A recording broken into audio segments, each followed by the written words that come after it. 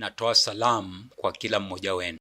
Je, kitu gani ni muhimu zaidi unapoanza biashara? Tunapofikiria kuhusu biashara, mambo mengi yanakuja akilini: wagawa bidhaa, watengenezaji, wazalishaji, uuzaji wa jumla, uuzaji wa rejareja, teja, usafiri na pesa. Vyote hivi ni muhimu, lakini je, kipo kitu kimoja ambacho ni muhimu zaidi? Usafirishaji ni muhimu katika kuendesha biashara kwa sababu usafiri hufikisha bidhaa kwa wateja. Lakini je, inawezekana kuanzisha biashara bila usafirishaji? Je, mnaweza kusafirisha bidhaa kwa njia zenu wenyewe au mnaweza kuzalisha hapo mlipo na kuepuka mahitaji ya usafirishaji? Ni njia zipi za kuanzisha biashara bila kuhitaji usafirishaji? Wauzaji wa jumla hununua bidhaa kwa wingi na kuuza kwa idadi ndogo ndogo kwa wauzaji wa rejareja. Je, ungeanzaje biashara bila ya wauzaji wa jumla? Kama ungekuwa mzalishaji, je, ungeuza bidhaa zako moja kwa moja kwa wenye maduka? Kama wewe ni mmiliki wa duka, je, ungenunua bidhaa moja kwa moja kutoka kwa wazalishaji? Ni njia gani nyingine ya kufanya biashara bila kuhusisha wauzaji wa jumla?